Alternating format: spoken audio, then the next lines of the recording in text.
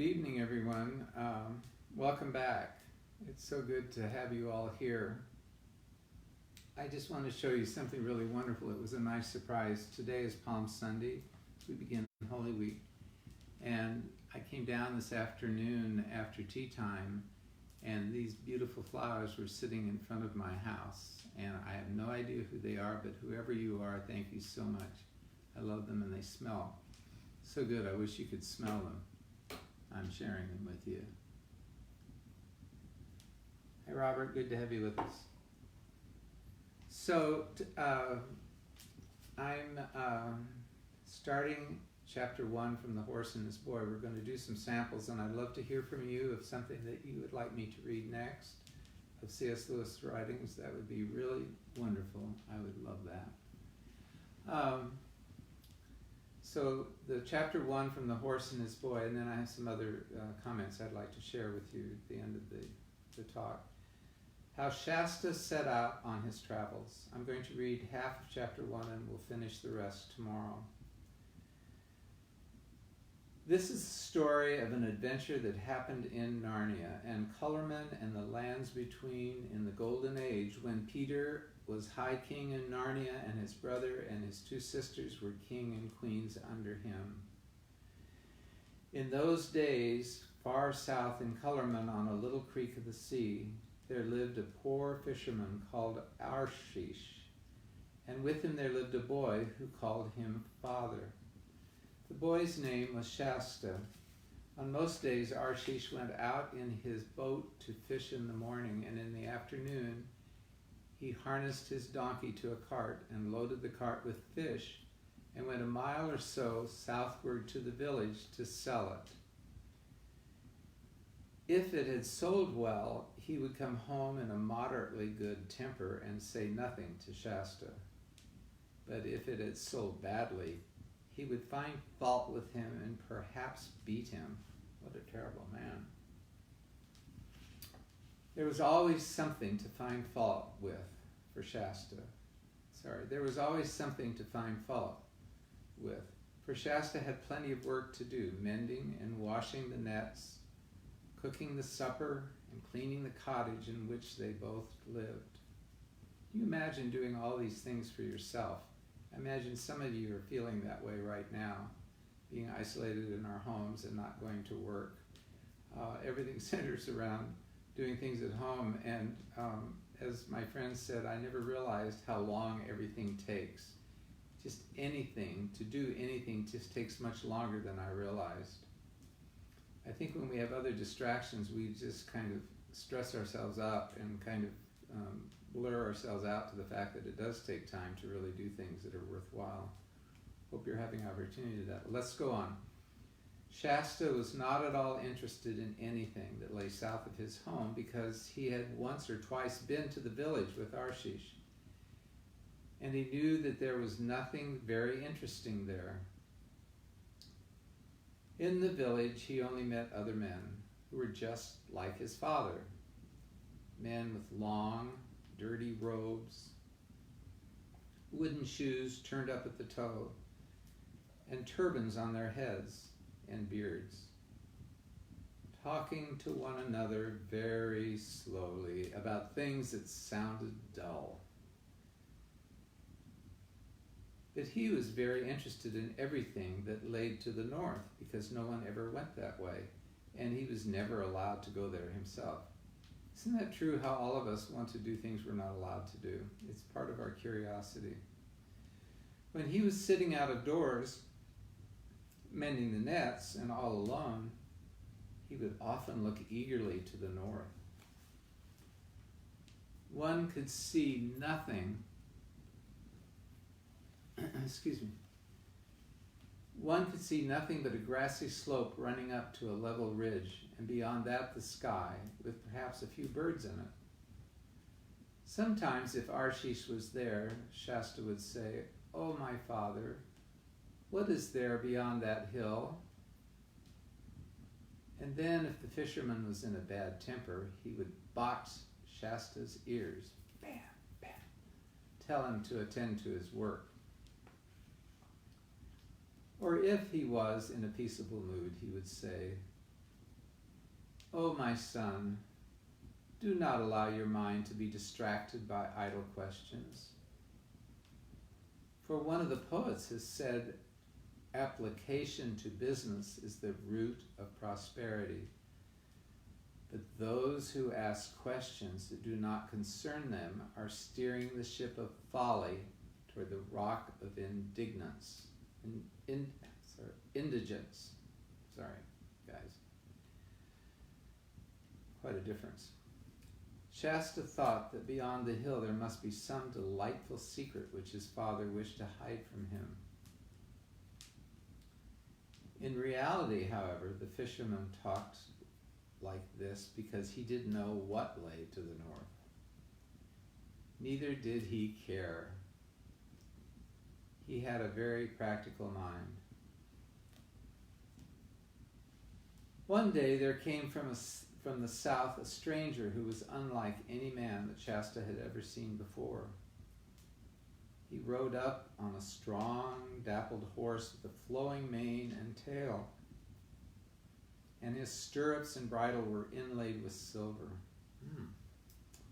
The spike of the helmet projected from the middle of his silken turban, and he wore a shirt of chainmail. By his side hung a curving scimitar. A round shield studded with bosses of brass hung at his neck, and in his right hand grasped a lance. His face was dark, but this did not surprise Shasta because all the people of color men are like that. What did surprise him was the man's beard, which was dyed crimson, red, and curled and gleamed with scented oil. Maybe somebody will try to copy that now that they're home and not shaving or having haircuts. Sounds like fun. Maybe you should try it out there, somebody who has a beard. But Arshish knew by the gold on the stranger's bare arm that he was a Tarkan, or great lord, and he bowed kneeling before him till his beard touched the earth, and made signs to Shasta to kneel also. The stranger demanded hospitality for the night, which of course the fisherman dared not refuse. All the best they had was set before the Tarkan for supper, and he didn't think much of it. And Shasta, as always happened when the fisherman's had company, was given a hunk of bread and turned out of the cottage. On those occasions he usually slept with the donkey in its little thatched stable. But it was much too early to go to sleep yet, and Shasta, who had never learned that it is wrong to listen behind doors, sat down with his ear to a crack in the wooden wall of the cottage to hear what the grown-ups were talking about. And this is what he heard. "Oh, my master," replied the fisherman, and Shasta knew by the wheedling tone the greedy look that was probably coming into his face as he said it. Read that again, and Shasta knew, and he says, "Oh, my master," replied the fisherman, and Shasta knew by the wheedling tone the greedy look that was probably coming into his face as he said it. What price could induce your servant, poor as he is, to sell into slavery his only child and his own flesh? Has not one of the poets said, 'Natural affection is stronger than soup, and offspring more precious than carbuncles'?" "It is even so," replied the guest dryly. "But another poet has likewise said, 'He who attempts to deceive the judicious is already bearing his own back the scourge.' Do not load your aged mouth with falsehoods. This boy is manifestly no son of yours. For your cheek is as dark as mine, but the boy is fair and white like the accursed, but beautiful barbarians who inhabit the remote north.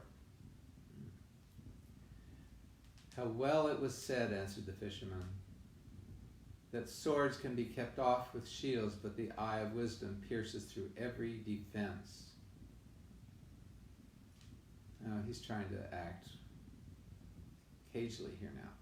Know then, O my formidable guest, that because of my extreme poverty, I have never married and have no child.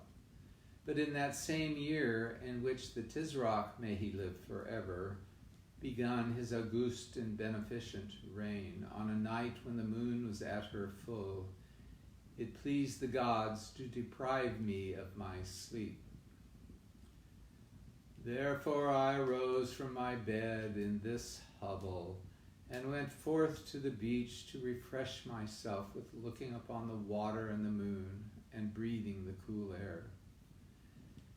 And presently I heard a noise as of oars coming to me across the water, and then as it were a weak cry. And shortly thereafter the tide brought to the land a little boat in which there was nothing but a man, lean with extreme hunger and thirst, who seemed to have died but a few minutes before, for he was still warm. And an empty waterskin and a child still living. Doubtless, said I, these unfortunates have escaped from the wreck of a great ship. But by the admirable designs of the gods, the elder has starved himself to keep the child alive and has perished in sight of land. Accordingly, remembering how the gods never fail to reward those who befriend the destitute, it's really bragging now, and being moved by compassion, for your servant is a man of tender heart.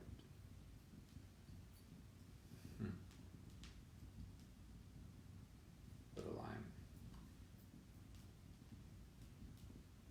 Leave out all those idle words in your own praise, interrupted the Tarquin.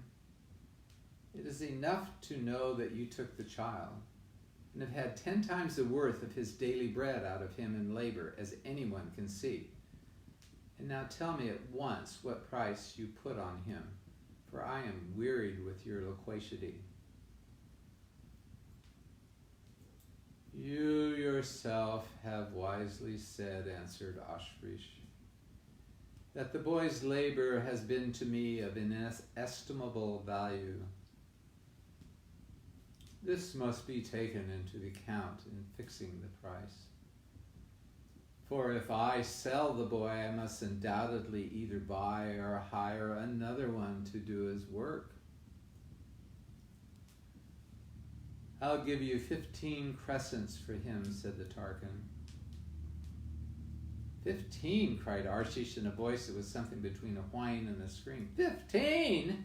15? For the prop of my old age and the delight of my eyes. Do not mock my gray beard, Tarquin, though you may be. My price is 70. Boy. At this point, Shasta got up and tiptoed away. He had heard all he wanted, for he had often listened when men were bargaining in the village and knew how it was done.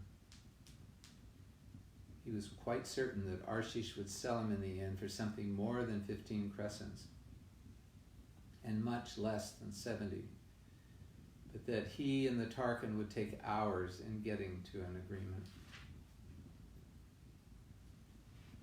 You must not imagine that Shasta felt at all as you and I would feel if we had just overheard our parents talking about selling us for slaves. For one thing, his life was already little better than slavery. For all he knew, the lordly stranger on the great horse might be kinder to him than Arshish. For another, the story about his own discovery in the boat had filled him with excitement and a sense of relief. He had often been uneasy because, try as he might, he had never been able to love the fisherman. and that he knew that a boy ought to love his father. And now apparently he was no relationship to Arshish at all. That took a great weight off of his mind. Why, I might be anyone, he thought. I might be the son of a Tarkin myself, or a son of a Tizrock, may he live forever, or of a god. We'll end there and proceed tomorrow at 7 again on finishing up this chapter on a man and his boy. I'm sorry. Anyway, I just wanted to share with you that the long haul is continuing and death is everywhere. And just be sure to honor all those people who are working in hospitals and endangering themselves and their lives. And a wonderful story I'd like to tell you. Abigail, who works in a hospital in Baltimore, I wore a cowboy scarf last night as a mask to her tribute. She works with babies, and there's one newborn that the mother may not pull through who has the virus. And I don't believe any other relatives, so it's really a dreadful situation all over the world. I would encourage your prayers. And also, tomorrow at 3, we begin a series for Holy Week. Tomorrow, I will be showing you. Today I talked about some holy artifacts which have been used in Easter Vigil at Trinity Episcopal Church across the street. Tomorrow I will give you some things you might want to do with your kids for Easter. And then also begin to take you over onto the campus. And so for the next few days, I will be, tea time will be spent over outside the church and the campus. And if it can be arranged, it looks like it might, on Thursday, Maundy Thursday, we will be broadcasting at 3 inside the sanctuary, and for Maundy Thursday, which traditionally at our church is a 12-hour prayer vigil that all night. And I'll tell you a story about what happened one of the times I went. I've told it before, but I will repeat it after we're inside. So, love having you all here. Thank you again for whoever cheered up my day with these beautiful flowers. I love to share them with you. I hope that you find some flowers and can pick them and or work in your garden outside. It's, as my friend said, everything takes twice as long to do as you think it does when you're in this kind of situation. So have a good night and God bless. All of these will be posted, are being posted on on my site on YouTube.com. It's called Glymfeather Hall, Glymfeather Hall. And they'll all be posted. If they aren't up right now, they will be. And then also, you can go to my Facebook page live, and it's also there. So, look forward to seeing you tomorrow, both at tea and in the evening, and hope that God blesses you on this wonderful Sunday. I end with a really funny story. So, Abigail, my nurse daughter, and Rachel lives in New York, and she's making masks. They're fashion designers. And theater people are collecting fabric and making masks, and some beautiful masks, as well as my friend Ben Kistner in Colorado, who designs beautiful travel bags. They have started making masks and found a way to distribute it to any small hospital. It's called Logan and Leonora, and if there's a small hospital or doctor's office that needs masks, you can contact them through the website. Finally, it was Palm Sunday, and nobody had palms. So Abigail's young church, wonderful Presbyterian church, decided to try something. So they've been doing more or less a Zoom on conference line broadcast sermon. So it's Sunday at 11, so they called yesterday and emailed everyone and asked for 5 seconds of finding something green in your house and waving it. It was the most hilarious thing. I'd encourage you. It's Light Street Presbyterian Church in Baltimore, and you go to their website and you can see the podcast. And it was so hilarious. So there were 6-second clips of everyone who sent one in, most of them. And the only thing I could find as the father of Abigail were some cooked asparagus that were quite wilted. So I swung them. But some of the other things were so funny. Parents who had 2 kids, they hung them upside down and swung them back and forth. And some people swung flowers. It was really inventive and ingenious. Love you all. Talk to you soon. See you tomorrow. Bye.